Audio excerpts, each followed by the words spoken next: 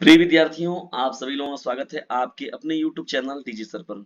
लोगों के अंदर ज्ञान की पूंगी बजाने वाला, न कि गानों का रिमिक्स बजाने वाला। बहुत ही मोस्ट इंपॉर्टेंट होने वाला ये खंड काव्य त्यागपति। और से इम्पोर्टेंट इसलिए होने वाला है क्योंकि आपके जिले में ये देखिए बहुत ही महत्वपूर्ण, अपने जिले वाइज इसको तैयार करिएगा, मनमानी मत लिख दीजिएगा। देखिए श्रवण कुमार को मैंने श्रवण कुमार वाले खंड काव्य का डिस्कशन आप लोग के साथ हो चुका है। अब ये त्यागपति नाम का खंड काव्य है। जानते हैं इसमें कितने टोटल सर्ग हैं? जितने भी सर्ग हैं पूरे का पूरा इसमें बात अच्छे से आपके साथ होने वाला है। लेकिन उससे पहले आप लोग ये ध्यान सुनिएगा कि कौन कौन से जिले के लिए ये है पॉइंट। वैसे आपके थंबनेल पर तो लिखा ही गया है, लेकिन इसे ध्यान सुन लीजिए। देखिए त्यागपति नाम का जो खंड काव्य डिविजन वो आगरा, गोरखपुर, गाजीपुर, बरेली, सुल्तानपुर, जालौन, लखीमपुर खीरी, गोंडा, शाहजहांपुर, फिरोजाबाद, महाराजगंज, बाराबंकी। ध्यान सुनिएगा, फिर से मैं एक बार रिपीट कर रहा हूँ। इतने जिलों के लिए है। देखिए आगरा हो गया, गोरखपुर, गाजीपुर, बरेली, सुल्तानपुर, जालौन, लखीमपुर खीरी, गोंडा, शाहजहांपुर, फिरोजाबाद, महाराजगंज, बाराबंकी। तो इतने जिलों के लिए जो त्यागपति नाम का खंड काव्य है वो उन विद्यार्थियों के लिए बहुत जरूरी है। तो डिस्कशन चलिए हम लोग स्टार्ट करते हैं आज के इस महत्वपूर्ण सेशन को त्यागपति के, और जो महत्वपूर्ण बातें हैं उन पर आप लोग के साथ डिस्कस किया जाए। तो देखिए डिस्कशन जब हम लोग बढ़ते हैं कक्षा 12 के विद्यार्थियों के लिए, देखिए और ये फिक्स है, ये आना आपका फिक्स है। देखिए हिंदी में भी कुछ ऐसी चीजें होती हैं जो आपके एग्जाम में फिक्स होती हैं, उनका आना एकदम तय है। तो उसी में देखिए है आप लोग का ये शामिल क्या, खंड काव्य। तो त्यागपति के इस महत्वपूर्ण खंड काव्य को सभी लोग ध्यान से सुनिएगा, और कहानी बहुत ही इंटरेस्टिंग है इसमें। देखिए दोस्तों त्यागपति नाम का जो ये खंड काव्य है एक ऐतिहासिक काव्य है। ऐतिहासिक काव्य इसलिए है क्योंकि जाहिर सी बात है, किसी न किसी व्यक्ति के व्यक्तित्व को लेकर इस पर बात किया जाएगा। तो किसी न किसी ऐतिहासिक व्यक्ति यानी ऐतिहासिक घटना को लेकर जोड़ा गया है इसमें। देखिए कवि जो इसके जो लेखक हैं, कवि हैं, जो लिखने वाले हैं, कवि रामेश्वर शुक्ल जी हैं। कवि कवि रामेश्वर शुक्ल अंचल ने इस खंड काव्य में 6वीं शताब्दी के प्रसिद्ध सम्राट, जो सम्राट हर्षवर्धन थे, कृष्ण सम्राट हर्षवर्धन, तो सम्राट हर्षवर्धन के त्याग, तप और सात्विकता का वर्णन किया गया है। त्याग, जो उन्होंने त्याग किया, जो उन्होंने तपस्याएं की, जो मुख्य रूप से उनकी सात्विकता भाव जो थे, उनको पूरी तरीके से कवि ने जो है वो कवर करने का पूरा प्रयास करेंगे इसमें वो। कवि कवि ने देखिए इस खंडकाव्य में क्या किया, सम्राट हर्ष की वीरता का वर्णन करते हुए उनके राजनीतिक एकता और विदेशी आक्रांताओं के भारत से भगाने का वर्णन किया है। त्यागपति खंडकाव्य के कथानक को 5 सर्गों में बांटा गया। देखिए ये महत्वपूर्ण बात है, यहाँ पर ये पॉइंट को नोट कर लीजिएगा, 5 सर्गों में। ठीक है, उसके अलावा स्क्रीन शॉट मारते हुए भी चलिए डिस्कशन। और यदि इसका पीडीएफ चाहिए तो 950 690 227 नाम के नंबर पर कर दीजिए व्हाट्सएप मैसेज। देखिए कथा वस्तु में जब हम बढ़ते हैं यहाँ पर, तो त्यागपति नाम के, तो त्यागपति जो है वो श्री रामेश्वर शुक्ल, जिन्हें अंचल के नाम से भी लोग जानते हैं, श्री रामेश्वर शुक्ल अंचल द्वारा रचित श्रेष्ठ खंड काव्य है। इस काव्य की कथा वस्तु ऐतिहासिक है, जो 5 सर्गों में विभाजित है। कितने सर्गों में है? 5 सर्गों में।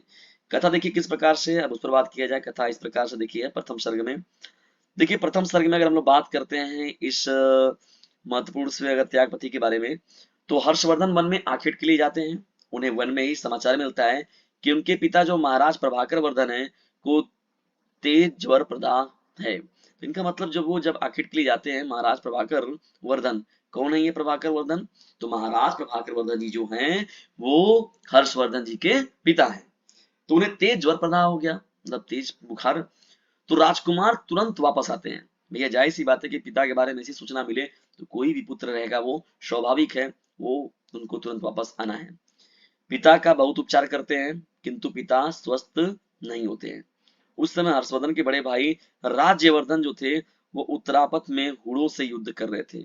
उत्तरापथ नाम का जो स्थान था, जगह था, वहां पर हुड़ों यानी हुड़ों का आक्रमण भी उसी समय हो गया था, जिसकी लड़ाई चल रही थी। और लड़ाई में वो जो राज्यवर्धन थे वो शामिल थे। हर्षवर्धन ने दूत के द्वारा देखिए राज्यवर्धन के पास पिता की बीमारी का समाचार पहुंचाया। देखिए पिता की बीमारी का समाचार पहुंचाया उन्होंने, किसने पहुंचाया? हर्षवर्धन ने। किसके पास पहुंचाया? अपने भाई के पास, बड़े भाई के पास, जिनका नाम राज्यवर्धन था।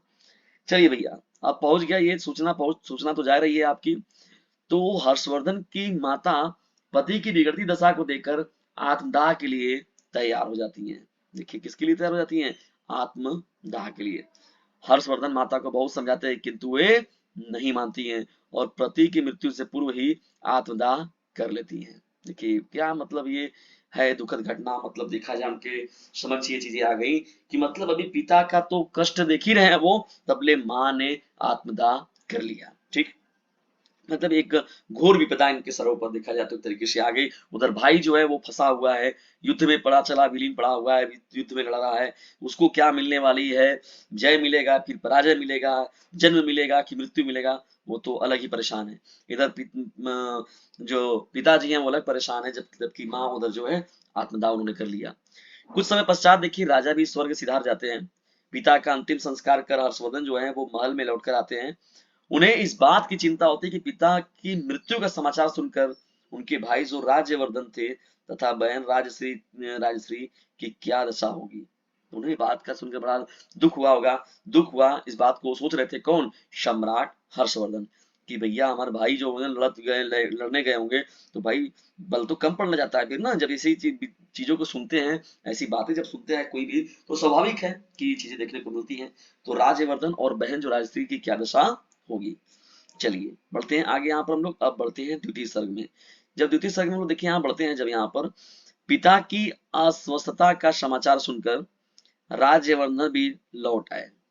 तो पिता की अस्वस्थता का समाचार सुनकर राज्यवर्धन जो थे वो भी उस युद्ध से वापस आ गए, किंतु माता पिता की मृत्यु का दुखद समाचार सुनकर उन्होंने वैराग्य धारण करने का निश्चय कर लिया। देखिए वैराग्य धारण करने का उन्होंने कहा कि भैया अब हमको वैरागी बनने से कोई नहीं रोक सकता, मैं अब वैरागी बनूंगा। हर्षदेव ने बहुत समझाया कि वह हर्ष अकेले रह जाएंगे। दोनों भाइयों का वार्तालाप चल ही रहा था कि मालव राज द्वारा राजश्री, मतलब उनकी छोटी बहन कौन, राजश्री को कैद करने और उनके पति गृहवर्मन को मार डालने का समाचार मिला। ला भैया, ये भी एक दुविधा मिटने नहीं थी, तो दूसरी दुविधा यहाँ पर आ गई। क्या, अभी दोनों के जो भाई हैं उधर वो कह रहे हैं कि भैया हम क्या करेंगे, अब हम वैराग्य धारण करेंगे। अभी दोनों भाइयों में वार्तालाप चला है, तो उधर सूचना आ गया भैया बहन के ससुराल से कि क्या हुआ भैया, कि आपके जो पति गृहवर्मन है, आपके जीजा जी को मार दिया गया है, और जो राजश्री है उनकी छोटी बहन, उनको कैद कर लिया गया है। अब भैया राज्यवर्धन ने वैराग्य भाव जो था उनके अंदर वो भूल गए भैया, भाई जाहिर सी बात है कोई भी रहेगा भूल जाएगा। भूल कर कन्नौज की ओर प्रस्थान किया। कहाँ प्रस्थान किए, कन्नौज की ओर। और वहां पहुंचकर उन्होंने गौड़ नरेश को पराजित किया। किसको पराजित किया, गौड़ नरेश को। परंतु लौटते समय मार्ग में उनकी हत्या कर दी गई। किसकी हत्या, किसकी हत्या जो कर दी गई थी, यहाँ पर देखिए, यहाँ पर राज्यवर्धन की, ठीक है, जो कि बड़े भाई है किसके, हर्षवर्धन के। हर्षवर्धन को जब ये सूचना मिली कि भैया ये क्या हो गया मेरे भाई के साथ, बड़े भाई के साथ, तो गौड़ नरेश राजा जो था, तो गौड़ नरेश द्वारा छल पूर्वक जो है राज्यवर्धन का वध किया गया था। ठीक है, छल पूर्वक राज्यवर्धन का वध करा दिया गया। तो वे विशाल सेना लेकर उससे लड़ने के लिए चल पड़े, परंतु सेनापति भंडी भंडी से उन्हें बहन के वन में जाने का समाचार मिला। अब देखिए इनके सेनापति इनको अलग से कह दिए कि भैया आप कहाँ जा रहे लड़ने, आप उधर जा रहे लड़ने, उधर जो बहन है वो वन में जाने चली गई है। समाचार मिला कि भैया वो तो चली गई वन की ओर। यह समाचार पाकर हर्ष बहन को खोजने के लिए वन की ओर चल पड़े। अब बहन की तरफ जाएं कि युद्ध के लिए जाएं। वहां एक भिक्षु द्वारा उन्हें राजश्री के अग्नि प्रवेश के लिए उद्यत होने का समाचार मिला। शीघ्र ही वहां पहुंचकर हर्ष ने राजश्री जो उनकी जो छोटी बहन थी उसको उन्होंने बचा लिया और कन्नौज लौटकर बहन के नाम पर ही शासन चलाया। तो देखिए कन्नौज लौटे जब वो, तो बहन के नाम पर ही उन्होंने शासन को प्रारंभ भी किया। तो ये उदारता थी उनकी। चलिए अब यहाँ पर बढ़ते हैं हम लोग तृतीय सर्ग में। देखिए कुलपुत्र को पराजित करने के लिए हर्ष की सेना तेजी से बढ़ती है और कुलपुत्र जो है वो अज्ञात स्थान को भाग जाता है। मतलब कुलपुत्र जो था वो अज्ञात स्थान पर जाके छिप जाता है। शशांक भी भयभीत हो जाता है, अपने गौड़ देश वापस चला जाता है। अब कन्नौज पर देखा जाए तो पूरी तरीके से जो सम्राट हर्षवर्धन है उसका अधिकार हो जाता है। हर्ष जो है बहन राजश्री को राज सिंहासन पर बैठाना चाहता है, किंतु राजश्री हर्ष को ही राज सिंहासन पर बैठने का आग्रह करती है कि नहीं भैया मुझे इस गद्दी से कोई मतलब अब नहीं है।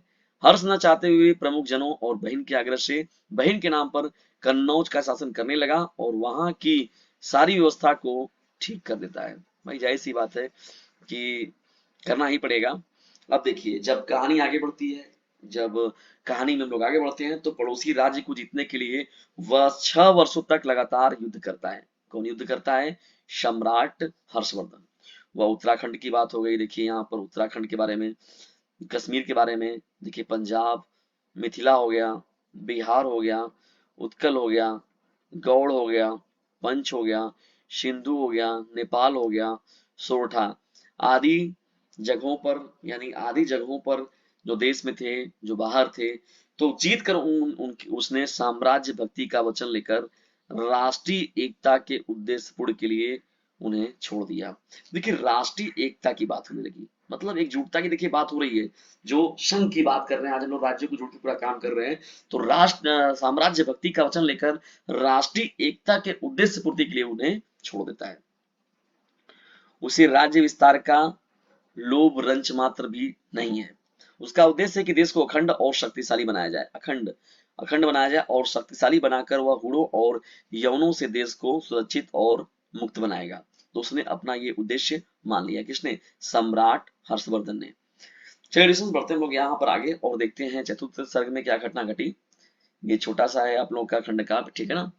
राजश्री जो थी वो भिक्षुणी न बन पाने के कारण अत्यंत ही क्षुब्ध रहती है।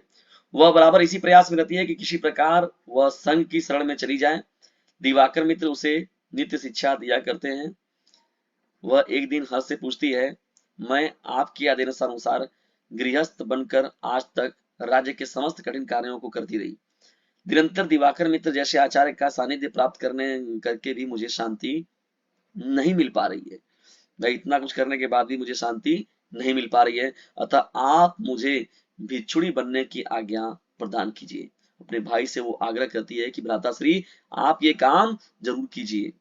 तो हर्षवर्धन जो था राजश्री को समझाता है, यानी हर्षवर्धन जो था वो राजश्री को समझाता है, तुम्हारा त्याग किसी सन्यासिनी से कम नहीं है बहन। मुझे भी राज्य का कोई लोभ नहीं है। मैंने भी तुम्हारे साथ संन्यास ग्रहण करने का आश्वासन दिया था। देखिए अब भाई भी आ गया, उसने भी कहा था कि मैंने भी कहा था, तुम्हें आश्वासन दिया है। मैंने देश को जीतकर बहुत सी संपत्ति इकट्ठी कर ली है, उसे दीन दुखियों में बांटकर तुम्हारे साथ राजमहल में भिखारी बनकर रहना चाहता हूँ। केवल भिक्षावृत्ति ही जीवन का उद्देश्य नहीं है, हृदय का त्याग और निष्प्रियता आवश्यक है। तो उसने इस बात के लिए कहा कि नहीं देखिए, केवल आप अगर सोच रहे हैं कि नहीं मैं भिक्षावृत्ति ही हमारे अंदर आ जाए, तो केवल यही से नहीं होगा, बल्कि हृदय में वो त्याग की भावना भी होनी चाहिए और निष्प्रियता भी आवश्यक चीज है। ठीक है, अब बढ़ते हम लोग पंचम सर्ग की ओर। देखिए पंचम सर्ग में क्या होता है बात यहाँ पर। तो देखिए पंचम सर्ग में खंड काव्य के अंतिम और पांचवें सर्ग में देखा जाए तो खंड जो हर्षवर्धन था कि सर्वस्व त्याग का वर्णन किया गया है। तो हर्षवर्धन जो था उसने सर्वस्व को त्याग कर दिया। ठीक है, क्या कर दिया? हर्षवर्धन ने सर्वस्व त्याग कर दिया। ठीक है, जिसके लिए वह आज तक अपनी दानशीलता हेतु प्रख्यात है। वह प्रयाग के संगम पर पंचवर्षीय आयोजन करता है और 5 वर्षों में संचित सभी रत्न, धन धान्य, वस्त्रादि को दीन दुखियों में वितरित कर देता है। हर्ष इस प्रकार प्रत्येक 5वें वर्ष मोक्ष मेला का आयोजन करता है। तो देखिए दोस्तों इस तरीके से फिर ये कहानी जो है वो आयोजन करता है, सभी ब्राह्मणों को, समणों को और धार्मिक व्यक्तियों को आमंत्रित करता है। पहले दिन उसने क्या किया देखिए, भगवान बुद्ध की स्थापना होती है और दिन भर दान का कार्यक्रम चलता है। दूसरे दिन आदित्य की मूर्ति की स्थापना होती है और हर्ष जो है मुक्त हस्त से दान देता है। इस प्रकार नित्य ही विविध धर्मों और संप्रदायों की प्रतिष्ठा स्वरूप महीनों दान का कार्यक्रम चलता है। यह पंचवर्षीय मोक्ष मेला उसके जीवन में 6 बार लगता है। हर्ष के इस उदार चरित्र से प्रजा कृत कृत्य हो जाती है। तो इस तरीके से देखिए ये जो खंड काव्य है वो सम्राट हर्षवर्धन की विचारधाराओं पर आधारित है। ठीक है ना, और पांचों सर्ग इंपॉर्टेंट है, आप लोग देख लीजिएगा। ठीक है ना, तो इस तरीके से था एडिशन ये त्यागपति नाम का ये खंड काव्य। त्यागपति नाम का ये खंड काव्य कैसा लगा कमेंट बॉक्स में जरूर बताइएगा। और यदि इसका पीडीएफ पाना चाहते हैं तो 950 690 285 7 नाम के नंबर पर कर दीजिए व्हाट्सएप मैसेज और इसे कर लीजिए अच्छे से तैयार।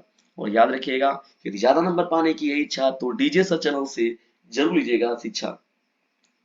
खुद भी लाभ उठाइए इस चैनल का और दूसरों को भी लाभान्वित कीजिए इस चैनल से जिसका नाम है डीजे सर।